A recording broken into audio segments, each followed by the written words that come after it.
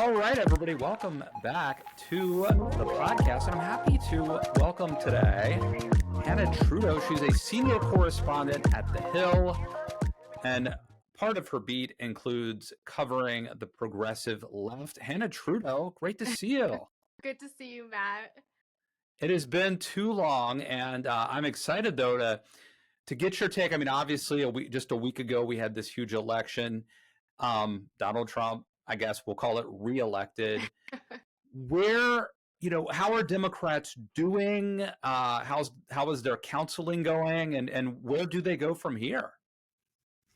Yeah, so I think just sort of the bird's eye view from my lens is the party is not doing so well right now. I think is a safe way to put it, maybe diplomatic way to put it. But I think, obviously the scope of the loss is what folks are grappling with now, because it's too massive of a defeat to just kind of go back to the standard talking points of, it was this issue or that issue, sort of the things that we see swept under the rug when it's maybe a little bit of like a smaller margin. Some of the midterm stuff, when down ballot races are lost, there tends to be less soul searching, I guess, than we're probably going to see right now. And you can't say, well, she won the popular vote. No, right, you can't even say that, right? No, I mean, stuff like that. I think like the overall widespread, massive size, scope, defeat across the board is very telling. It's too much to sort of say, no, this is, there were these critical wins. There were almost no critical wins, as we've seen.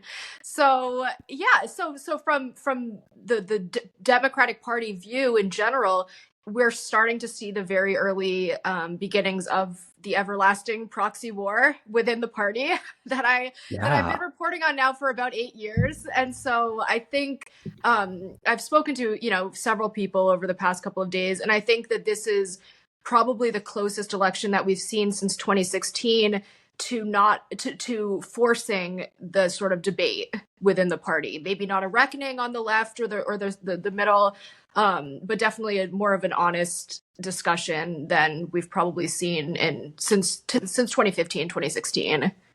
Well, let's talk about this civil war possibly, right? So I think most people think that like Bernie Sanders and Elizabeth Warren are both on the left, but there are dramatic differences between them. Talk about that. Yeah, so that's I think that's what the direction that we're going to see this conversation turning in the next couple of days and weeks. So if you think back to the early Bernie days, like you've followed this stuff closely from your own vantage point, but it was very much driven by this economic populism that we're grappling with, looking at now on the right, that was very successful. Obviously, that's not the only factor that contributed to Trump's win, but it is a big, massive factor. And so the Bernie wing, as it existed in 2016, was very much focused on that. They got a lot of criticism. His campaign was, widely mocked in some circles for just excluding the identity, quote unquote, identity politics that the party prefers, the mainstream party. Because the base was largely white, it was largely young white men. There were some young white women, a scattering of Latino support back then in those days, not as much as we've seen now, but, planting those early seeds. And so that was very much like the populist left as it started, in earnest in recent history. Of course, in other parts of history, we've seen it too. But that wing was pretty much written off after Hillary won over Bernie, against Bernie in the primary. And of course, when she lost to Trump, there was still not a earnest debate within the party of, oh, well, what if we ran Bernie against Trump? What if it wasn't Hillary? What if it was, this Democratic socialist against a Republican that the party hadn't seen in Trump? There was almost none of that. So fast forward to 2020, and Bernie's success relative in the Democratic primary, I think, caught a lot of people in the Democratic Party again off guard because he was running neck and neck with Biden in the first couple of early contests. And he broadened out that coalition. He won over more Latino support to become a fairly big chunk of his base. He won other minorities, young Black support was pretty evident in his second bid, and kept that same base of working class white people of all ages. And so that was more of a robust coalition that he had in 2020. It was very scary to a lot of people in not just Biden world, but the other candidates running. So there was, you remember this, I mean, there was a real coalition around Clyburn and the South Carolina primary, and that was seen at the time to kind of stop his traction. Again, there wasn't a big reckoning within the party. It was just like, okay, thank God Biden is now the nominee. We can go ahead with the sort of Clinton-esque approach against Trump. And Biden was closer, obviously, to that wing of the party.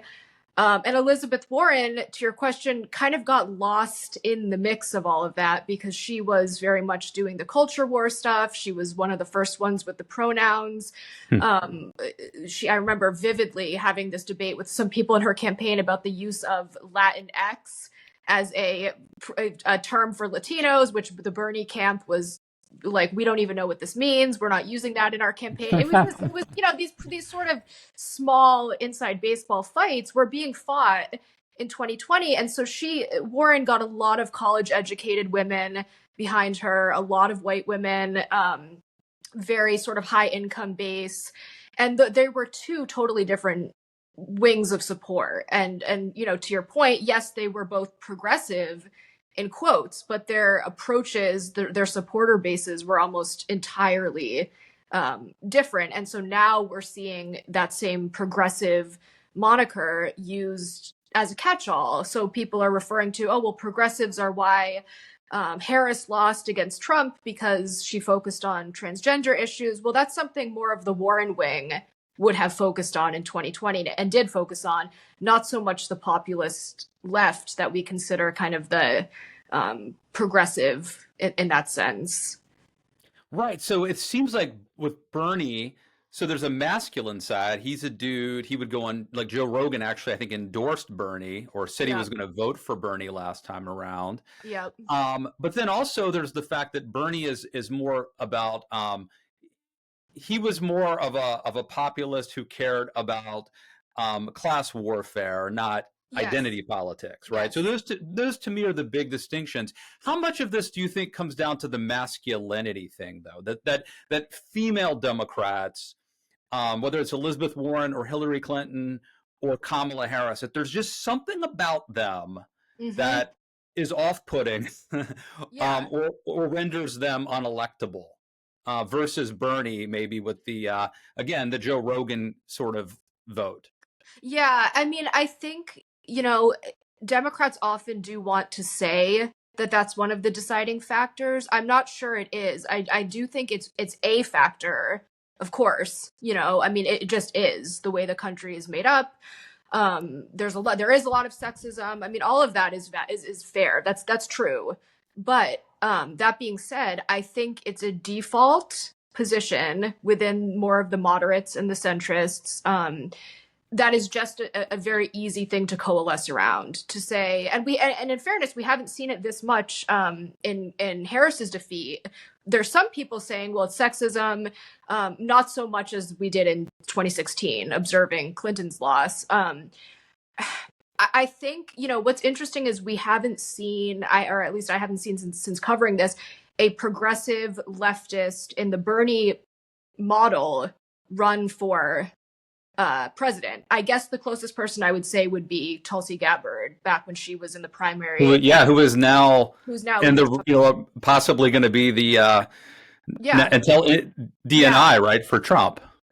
And yes, and so she did not have widespread traction because she was running in a primary against Bernie himself, against Biden, and then Elizabeth Warren. So there were so many other people that had more name recognition, I think, than her. But she's the only name that comes to mind where we've seen as a progressive in that wing run for higher office. Now people throw around AOC maybe in 2028. I think she would be a good test of is a woman, is it the female factor, because she's not in the Warren wing necessarily. I mean, people might debate that she does some of the identity, so-called identity politics, but she's still obviously more of an original Bernie kind of person. Yeah. So, well, I guess the next question I have is John Fetterman. He Yeah. seems to me to maybe the perfect solution to this, right? You know, he doesn't feel so. One lesson is from 2024, you shouldn't be a politician. Well, Fetterman doesn't look or feel like a politician. Right. Right. One lesson is don't nominate another female. I mean, right or wrong, fair or not, I think that's a takeaway Democrats will probably Right. probably Right. probably follow. So Fetterman, kind of this masculine big dude who's not like a politician, and he's sort of from the Bernie wing, I think, or at least he used to Yeah, he be. used to be. Yeah, But the yeah. one huge problem is, right, he had this stroke in 2022. Do you think, does that take him out of the mix, or do you think, is he the front runner? It's interesting. Yeah, I think as time goes on, we'll see who the lane is wide open for this particular brand of populism on the left. He does strike me as somebody that would be well situated in that wing. He's taken some sort of moderate or even more right wing positions. Like he's become, very pro Israel, which isn't necessarily right wing or moderate wing, but the progressive wing tends to be a little bit more pro Palestine. Not all people on the left are, but so he's taken that position, which I don't think would necessarily hurt him overall if he were the not. It's kind of a gamble, but I know some folks on the left have observed that about him. But in terms of the stroke, that's hard to say. I mean, the age thing is better, I think, for him because he's so much younger Yeah. than anybody else. I mean, I'm not sure his exact age, but he appears to be like a, middle-aged guy. Mm-hmm. So I think, can he get around it? I'm thinking back to that debate though against Oz, which was pretty bad Yeah. for him. So I think maybe it depends. I mean, I'm not sure how maybe his speech can be improved over the next 4 years. But I think that could be, he could be interesting for sure. I think if it wasn't for that stroke, which is a big what if, he would be Yeah. clearly the front runner or the early front runner for a race that's Yeah, I mean, he ticks so many of the boxes. I think like people on the left, that hardcore Bernie base, even women, I do think would get behind him. I think he's not offensive necessarily to moderates in the way that Bernie was. Maybe that's a calculation he's making now, or will be, be interesting to see if he kind of continues making that, because I think something with Bernie, he vehemently turned off so many people within the party that there were these widespread efforts to like, there was just so much freak out when he kept gaining momentum. I don't know if it would be the same with John Fetterman necessarily. I mean, he doesn't talk about breaking up the banks or the billionaires in the way that Bernie did, although he does stand for a lot of that platform. So it's really hard to sort of look at an election and then draw a straight line to how the losing party is going to react, right? So after 2004, George W. Bush wins, kind of running as the war president, and then the next guy is Barack Hussein Obama. Like you would not have picked, even though he gave that great speech at the convention, you might not have predicted that. And then, Mitt Romney loses in 2012. Republicans are doing this autopsy. We have to be nicer. We have to be better to Hispanics. Yes. And then they nominate Donald Trump 4 years later, right? So you can't really look at like an election loss and then assume like that's gonna impact the response that the losing party makes. But for now, I mean, do you get the sense that Democrats are they worried about like the trans issue, the pronouns? Yes. That sort of thing? Is that being talked about? They're very worried about it. In fact, AOC, I noticed on Twitter, took off her pronouns from her X profile, or somebody flagged that. I haven't looked myself, but it came up on Twitter that she did that. Wow. I don't want to put that out there if I haven't looked at it myself. All right, so we'll just make a little note that we haven't checked this yet, but worth, Yeah. worth checking. It's Worth interesting. checking out. Yeah. I do think just more broadly, it is something that Democrats are worried about because they now there's two sides to it. Both wings of the party are worried. The populist left, the Bernie wing, is worried about it because they've always kind of been worried about it. They've always said, it's not to say that they're worried about that they're discarding, marginalized populations. That's the wrong kind of takeaway, and that's sort of a cynical takeaway that people are saying. But it's actually not so much that, oh, we need to focus less on trans people, or we need to focus less on the culture. It's not so much that, it's that the priority shouldn't be that. The priority should be economics, period. And not in an academic way that the Warren sort of wing would prefer, but more of like a tangible, populist, nuts and bolts way that truly makes sense to people. And everything else can come after that. Everything else can be included, but way down the totem pole. To keep. So what you're saying is, it's not like Bernie and his people realized that being too woke would be off-putting to the electorate. It was just that they actually prioritized Exactly. the class warfare struggle Yes. over the race or whatever, the other parts of the coalition. That's it. And it's not an attempt to, marginalize or exclude people at all, because in fact, what people sort of, when I have these conversations, what people tend to get wrong is that they'll say, well, we need to have the Big Ten. We need to include everybody. And the Sanders argument is that when you're prioritizing economics, you will have more people included as a result of that. You'll have more people inherently swept up in that Big Ten because so many marginalized communities are impacted economically. It's not just it's not just the white working class. It's very much the opposite of that. But you tend to lose people, and these are the discussions that are being had among inter-party. Yeah. You lose people when you focus on niche areas, because people sort of tune out. Yeah, that makes sense. And the opposite side of that is Trump winning over working class Hispanics and working class African American men. Yes. That's the other side of the coin. I guess Democrats and progressives say, I talked to somebody the other day who said this was the coalition that Bernie was building in 2016. What happened to it? Trump has captured it. This somebody in Bernie's orbit was basically saying these were the groups that we were actually gaining momentum early on, 8 years ago, 9 years ago, even 2015. They have, many of them have now gone to Trump. And so it's kind of like, well, that was up for grabs. Maybe it's not anymore, I think it is, though. I don't think it's this is the thing. I think Republicans looked at the African American vote, went 80 to 90% for Democrats for 50 years or something like that. So I think Republicans were so afraid that they were going to lose the Hispanic vote by the same, it was going to be gone.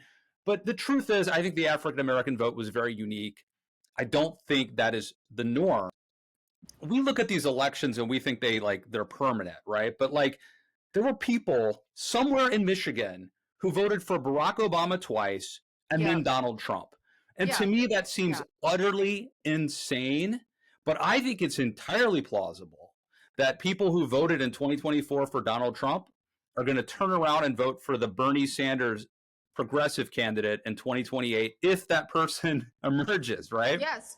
I agree. Absolutely. That's a big if, though, right? I totally agree with that. I do think, though, the way that the Republican, you know this better than anyone, but the way that the Republicans coalesce around an outsider like Trump is very different than and they're willing to accept and move the party in his direction and embrace this person because of the lack. It's not so much of a threat to corporate interests to have an outsider in the Republican Party we've seen. So to have an outsider in the Democratic Party, it's inherently going to be, if it's a populist, it's going to be a direct threat to corporate interests. If it's a true, leftist populist, different than Trump. You know what I mean? So I think that's getting through. I've had a lot of conversations with people over the past couple of years about this, getting through the Democratic primary and the DNC and all that entails is probably the biggest hurdle.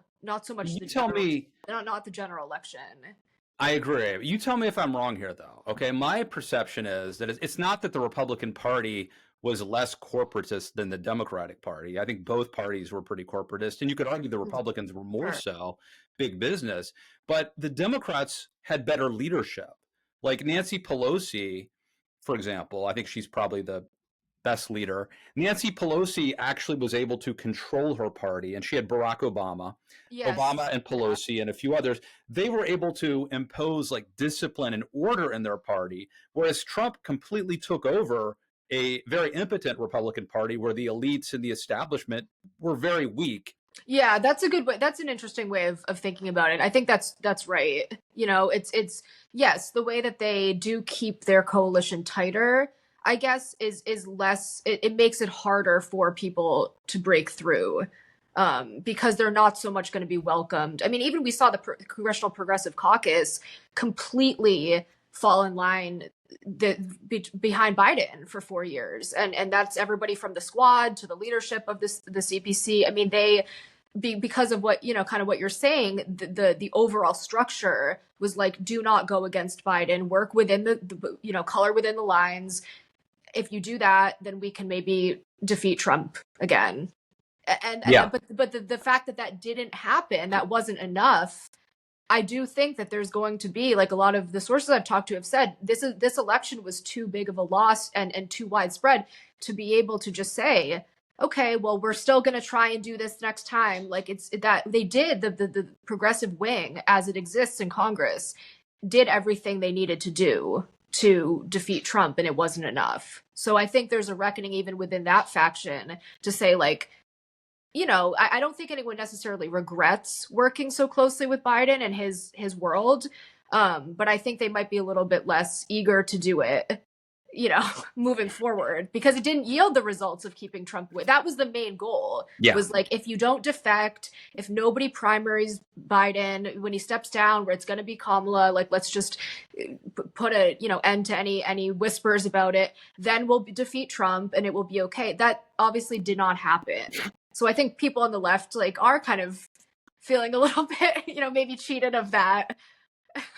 I mean, I think the Democrats had a very plausible theory, right? Which is like, Trump says and does crazy things. We're gonna like be no drama. We're gonna be organized. We're gonna get our act together. We're not gonna, people say Kamala Harris was a horrible candidate. She ran a pretty good campaign. She didn't make any huge mistakes. I mean, there's the big mistake, obviously, not having, not having a difference between herself and Joe Biden is a huge fundamental mistake. But there weren't big gaffes or anything like that. Yeah. But I think part of it too is Kamala, and I must confess, she did what I would have wanted her to do as a center-right person. Kamala ran a campaign which was basically like, Donald Trump has abandoned the Nikki Haley voter.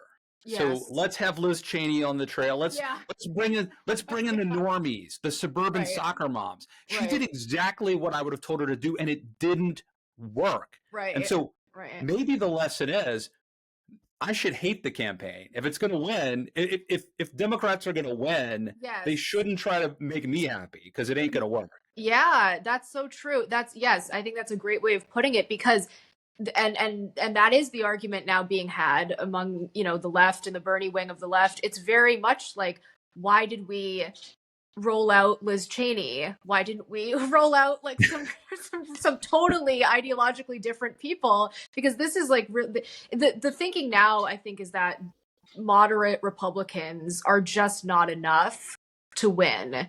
Obviously it wasn't enough to win. So people are looking, you know, the thinking is the Nikki Haley's of the world and all these moderate people are going to somehow bring in, but that's not, it's like not playing fire with fire, right? Like they're totally different kinds of things. It doesn't make sense. But I can see why, obviously, of course it makes sense in theory. It's just that as we look at the results, like these weren't the places where anyone was going to be swayed by Liz Cheney, or if they were, it would be in the other direction. Yeah. I think it was a plausible theory. Yeah. Yeah. And it was a weird campaign, right? Because it starts in July because of Biden's debate performance, but they did a lot of things right. But I don't think they can have a woman again. I got to be honest. I just don't think they can. Yeah, I think Maybe that's not a great. I'm not saying that's a great commentary for America, but yeah. I No. actually think that sexism is still a bigger problem than I would have even thought, 6 months ago.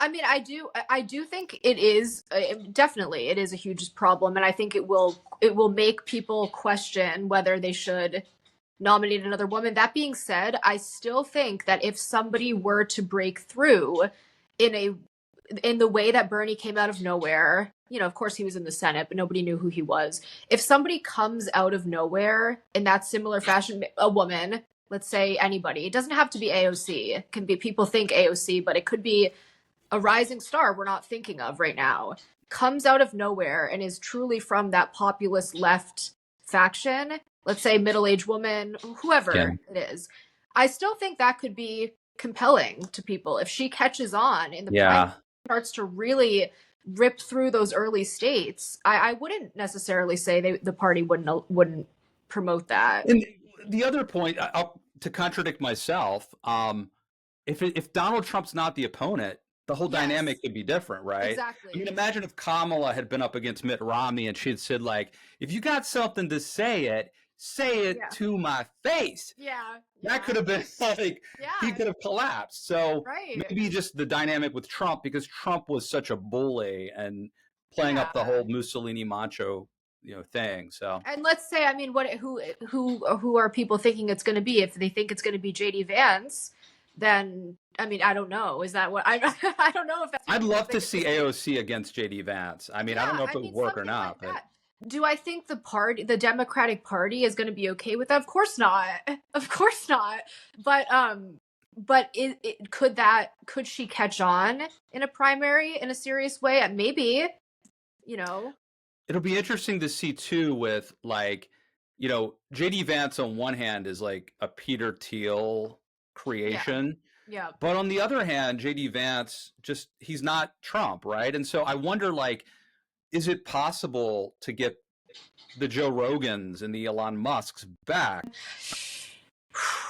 I don't know. Not the party that exists today. Definitely not the party that exists today. No. I mean, come on, because look at the conversations that are being had. There's people on like David Axelrod or folks on CNN or Carville and whatever, saying like the least relevant points.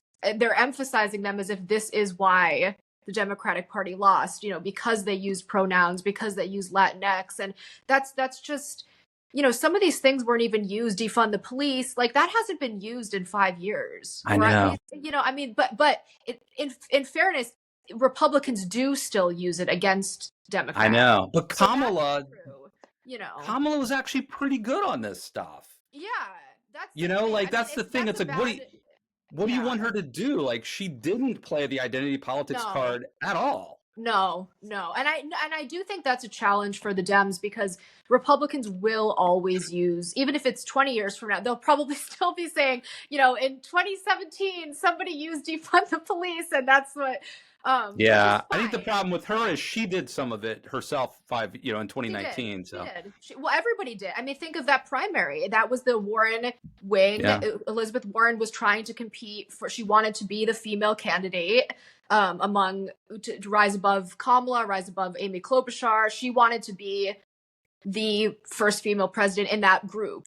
And so she did all of the identity politics stuff, which kind of made other people feel like, okay, we have to kind of embrace this, at least the other women. So, but I think, Gillibrand was in the mix. Yeah. I almost forgot about. Do you remember my favorite part was I think it was Gillibrand. She was having a rally like in Iowa or something, or New Hampshire, and some woman came up to her and she thought she wanted to talk to her, and she's like, "I'm just here for the ranch." She was trying to get like salad dressing at the bar. Oh my god! I don't remember. Oh my god, that's so funny. I'm just here for the ranch. Anything? In a second, I want to ask about you.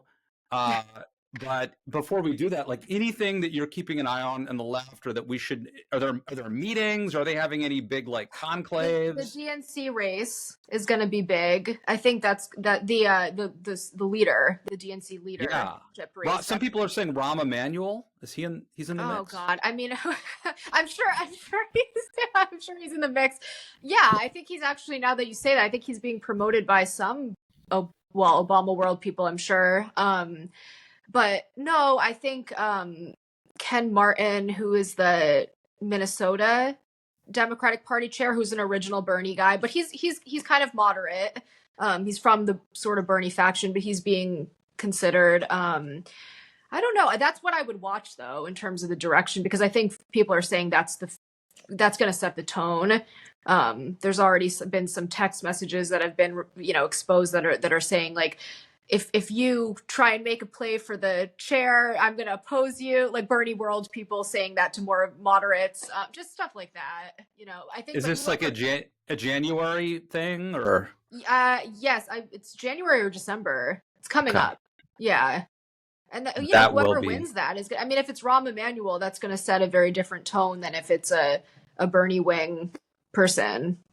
Well, it'll definitely be interesting to watch. I mean, I have to confess, like there was a time when if someone said to me like, the Bernie wing should be ascendant, I would have said that's suicide, that's crazy. And now I'm like, yeah, it makes perfect sense. That's the obvious move.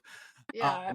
So they have to be able to win over some dudes, right? You can't have a party that's just the wokest of the woke. It has to be like perceived as being cool, Yeah. and Yeah. there has to be some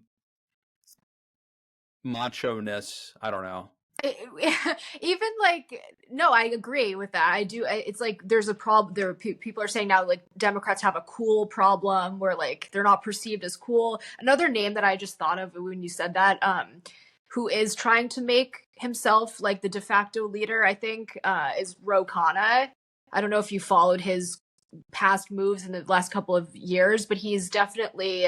I was in Iowa with him last year when it was like after the Iowa caucus, was no longer a thing in the primary. He was there just like talking to people in general. We did a taped interview with him, and his whole pitch now, and it's I think to prepare for a future run, obviously, is this economic populism platform. He's obviously a younger guy, so he's has that and very much kind of stays away from the identity politics stuff.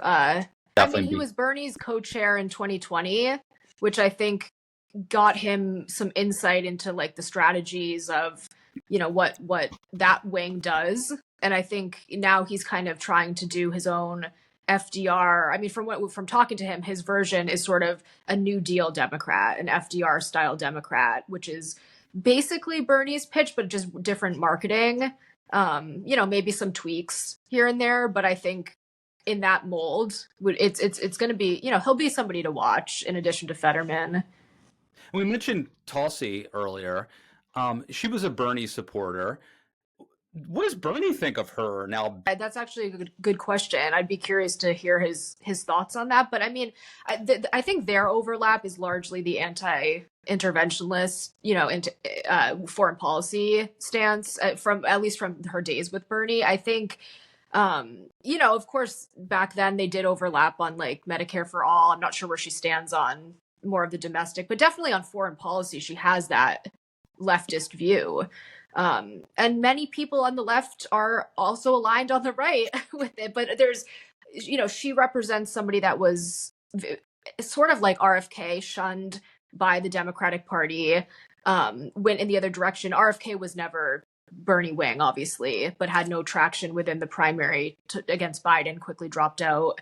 But some of these people that just didn't see a future within the Democratic Party, I think that that's its own kind of mini trend, whether they're in the Bernie wing or not. Even, I don't want to say somebody like Dean Phillips, because he's much more of a normal moderate Dem. I don't see him leaving for Trump world anytime soon. But I do think like the people that are kind of squeezed out of the Democratic Party, the anti-establishment faction, will be interesting to see if some more people follow like the Gabbard footsteps. Yeah.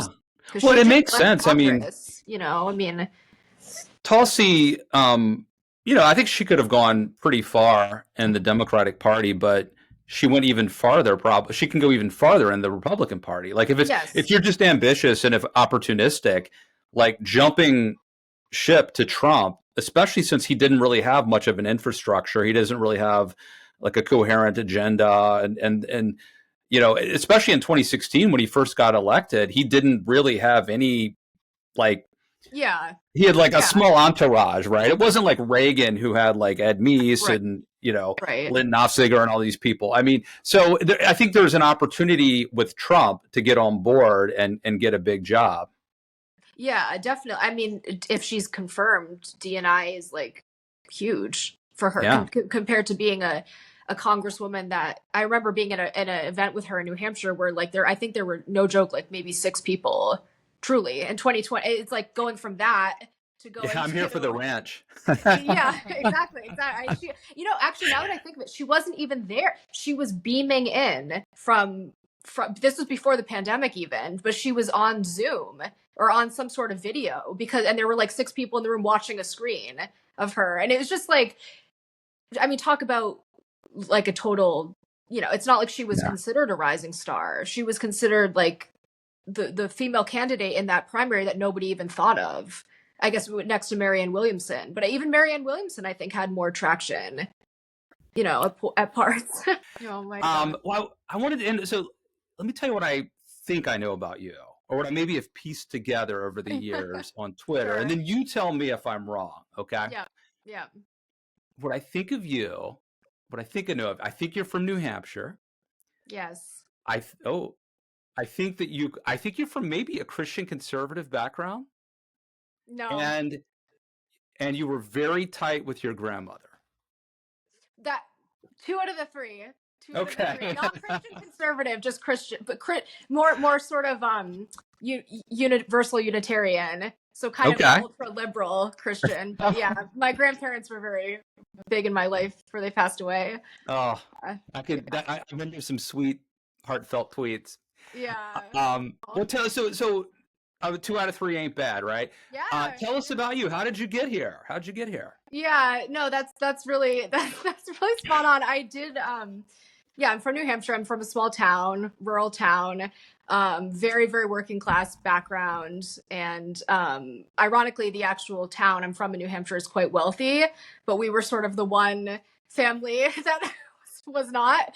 And I just observed, politics over the years. It was one of those places that the sort of the area, the couple of towns surrounding me were super, super Bernie wing in 2016, watching the ascent of him there, like caught on. I mean, he was like king there, truly. It was insane. Massive rallies, obviously he's from, Vermont. So people knew him in New Hampshire, but the fan base was just like incredible to witness something like that. I've never seen anything like that. Even growing up, I had gone to a lot of the rallies over the years as a kid, political events, but nothing like that. And then so that was sort of happening in conjunction with Trump's rise. And so I thought like, oh my God, this is because in 2016 and back in those days I was at Politico, nobody was really paying attention to Bernie's rise. It was more Trump's rise because Yeah. the Republican primary was so much bigger. Hillary was supposed to win the primary, so it wasn't really Bernie was kind of an afterthought. But I remember thinking like there are 2 people that both have massive followings. It really wasn't just Trump. Trump started to do the big Yeah. rallies, and so he was catching on. But I remember thinking like there are a lot of people I think that could go either way. That could go for either of them. So at this point, you're living in DC and at this point, right? I was living in DC, but I was going home quite often. Okay, so you kind of had a vibe Yes. that other people didn't have because of where you're from. Definitely. Just from seeing it, because I happened to be, when I went home, I happened to be in one of those towns where like every time Trump came or when there was buzz about Trump, it was these massive things. And it was in conjunction with the Bernie buzz. And that wasn't necessarily, I don't think that was the case in a lot of places. I mean, Bernie ended up winning some Super Tuesday states that were surprising, that had that same composition as New Hampshire, like some places in Minnesota, for example. But I know I vividly remember thinking like these 2 people are huge. And Trump was considered obviously a joke back then Oh, I too. remember. So yeah, so I think like with Who's my laughing now? I mean, but the thing, like, I think the way that I got interested in sort of the left wing, I mean, it was by chance, I guess, but also like I just felt like the media is so like elite to use a lack of a better word. You know, it's so um corporate in nature, obviously, but just the reporters who cover it obviously, you know, do great work, but like there are massive parts that are missing, and Yeah, it's just by nature of not hiring people that are from these backgrounds. Like I yeah. But just then, happen to have seen it growing up, so I can say like, wait a minute, you know, I know you think that like a socialist is crazy, but a lot of people actually like him, or what, you know, whatever. Like those conversations are not easy in newsrooms a lot of the time. no. Well, okay, so I'm from like a really rural part of Western Maryland. My dad was a prison guard for 30 years. I worked at Mm, like a interesting. fast food restaurant, went to college in Shepherdstown, West Virginia. I live in West Virginia now, and Yeah. even I feel like I've lost touch with the Yeah. world based on what I do. How have you been able to preserve that quality without becoming like part of the elite yourself? Yeah, that's interesting. I think you know, my whole family still lives there, and so they've actually diverged in their own political views over the years. Like some of the hardcore Bernie people, for example, my brother will probably kill me, but he was hardcore Bernie. Now he was RFK. Now he's sort of sympathetic to the Trump wing. So he's just like he's 2 years older than me, you know, a white guy from New Hampshire, and seeing these things. I mean, this is not unique, you know. So I think like going home or talking to people at home, that's my closest connection to like what's going on in the country, because I didn't travel around the country this cycle so much,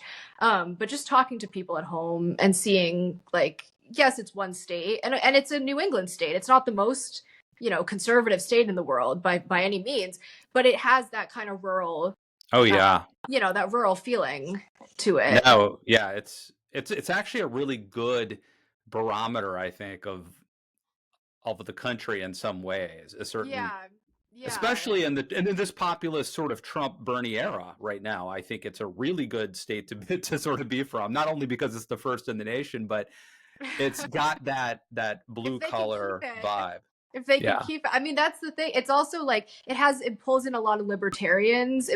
There's all sorts of people that I think like when we're talking about like even this particular election, I was shocked at how surprised everybody was, or everyone sort of seemed to be. Like the general discourse out there was like, oh wow, you know, I didn't think Trump would win by that much. I thought maybe he could win, but not by. And it's like, yes, but that's obvious in some places. You know, of course, everyone's like, you know, looking at it in hindsight, and we can all say that now. But I do think like there is, and I've said this like many years. I do think there's a problem with the media, that it's like there are not. You can't go on CNN, you can't go on a lot of these channels and say things that are like truly anti-corporate Yeah. in a sense, I remember so or you back in can, but I yeah, back I yeah. have a friend who's a Republican, and by the way, there's no way to prove that this is true, not that it's a big deal, but like all my tweets have been deleted at some point.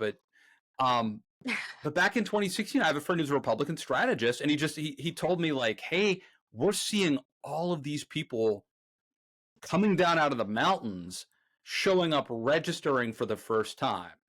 And I Mm, tweeted, so this is like in October, September, October, something like that of 2016. I tweeted something like, "Hey guys, this is anecdotal, but I'm hearing that there's a mhm. bunch of that Trump support, Trump voters that no one's ever heard of before." And like, I got just destroyed by the Yeah, cool kids on Twitter, all yeah, the cool liberal, kids with huge, like, I don't know, the juice box mafia type people just yeah, destroyed me and dragged me and all that. And then you know what I did? I did like I didn't take it down or anything like that, but I just quit tweeting about it because I didn't want to like be mocked.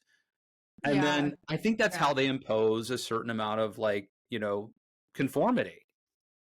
Yeah, I mean, I don't know if you saw this, but like just thinking of what you just said, one of the reasons that Kamala didn't go on Joe Rogan was because of that kind of pushback within, it wasn't on Twitter, but it was within her own staff. And that was reported that like there was this pressure of like, we can't give someone like this a platform. And it's like, no, he's giving you a platform.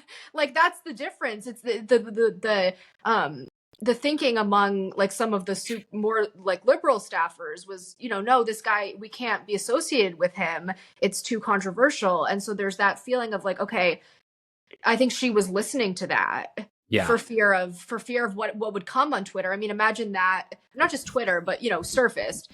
Imagine that clip and people piling on. And so See, it I actually think Kamala, kind of blocking it out.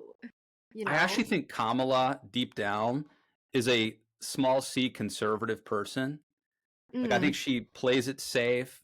I think she's cautious. I think she's loyal. She was too loyal to Biden. I think a lot of her personality is actually kind of noble. But in hindsight's 2020. But knowing what we know now, if we could replay the race, I would love for her to go on Rogan and just drink like a box of wine with Joe Rogan and talk all sorts of shit and just you know, just say what she really believes and be on Rogan for like 2 or 3 hours. And tell the truth. And like maybe she would lose a landslide or maybe she would win. But it could have actually, I think there's a chance if she had done exactly that, it would have paid off. Yeah, that's a really good point. I think that speaks to a broader critique also that I hear a lot of Democrats playing it too safe, playing by the being perceived as the party that is coherent and is rule abiding and is, you know, the norms and all of these things, and that inherently lends itself to this safe structure, whether it's choosing Biden as the nominee, choosing Harris as the VP, you know, all of these things, which is fine. I mean, I think she was a fine choice to help him win the election. And that's, you know, I don't think anyone would have disputed that in 2020. But this, when you're in power the way that they had been, I think a lot of people are now talking about like, Democrats need to stop playing. There's this thing on even on Twitter that people are saying like Democrats bring a whatever it is, like a butter knife to a fight, and Republicans bring a bazooka, like things like that, where it's you're playing it too safe, not going on Joe Rogan, and like you said, even going on Joe Rogan, then you really have to unleash whatever your thoughts are. I just think what he wants is like authenticity, honesty, sincerity. So like she could have gone on there. But I think you can't go on there and try to be on message and try to be disciplined. I know, but you go on there and you like critique. They're too. That's what a lot. I mean, the people on the left say this, where they say like you're accusing, you know, us within the Bernie wing of being, you know, anti-gay or whatever the issue is. But it's like, no, we're just not on message the way that you are. We're still for the same things. They'll say, you know, they'll argue that we're still on the same team. Like we're still for everything that you're for. We're not as on message. We may not say everything in every speech. Well, you know, Richard Nixon had this thing called the moral majority, right? And there's a sense that there was the vast majority of Americans are like, God-fearing, serious, thoughtful people. I just think that might be wrong. Like, actually, that may not be true anymore. And so, if you think you're going to win by being the serious, thoughtful party, well, they tried that.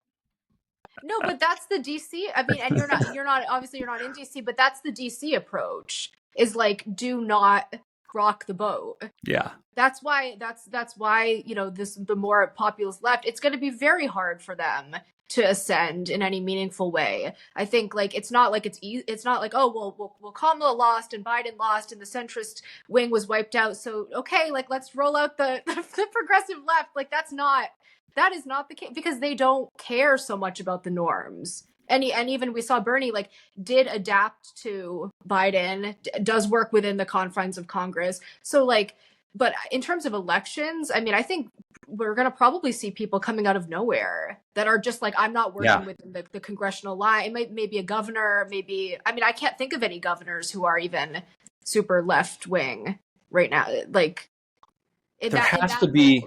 I mean, so Mark Cuban's probably ruined his chances by being like such a, supporter of Kamala. Ironically, it's probably ruined him. But like, maybe it's not even a. He's somebody that could maybe paint himself that way if he wants to. I mean, it's just crazy. Like having his wealth would be insane. Yeah. To be. What about The Rock, Dwayne Johnson?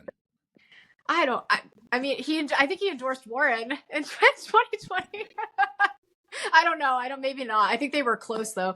I don't know if it's going to be a celebrity or somebody like that. I mean, maybe. Do you agree that like a Pete Buttigieg is less likely today than he? Okay. Yes. Because there's everybody and that, Pete Buttigieg, I think we can use as a mold for many different people. Gavin Newsom is a Pete Buttigieg type, I would say. He's a little more to the left, but not so much, right? Like he's not, sure, he kind of has the California left. Yeah, too slick, too good looking. He's got important hair. You can't, I don't trust somebody with hair that good. Well, what about Fetterman? He's got bad hair. That's why I totally trust Fetterman. Yeah. No, but Pete Buttigieg of 2028, I'm already looking at the short lists, like for pieces that we're doing. He's, to me, like Pete Buttigieg is Gretchen Whitmer, Newsom, JP Pritzker. Like those are the Buttigiegs of 2028. Yeah. To me, it's just, will they catch up? Maybe, sure. I mean, they could try. Is Bernie too old? I mean, Bernie has looked 70 years old for 50 years. So I think he's 83 now. Okay. So yes. Yeah.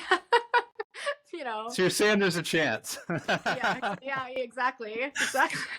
Oh man. Well, Hannah, this has been great. And let me tell you, I don't have to tell you this, but your superpower is New Hampshire. Stay connected to the mothership, to the mother lode. Thank you. Thanks. This was would you come back sometime and keep the conversation going? Yeah, I would love to. All right. Hanna Trudo, check her out at The Hill. Follow you on Twitter. Yeah. At HC Trudeau. Twitter at The Hill. Hannah, thanks again. Thank you.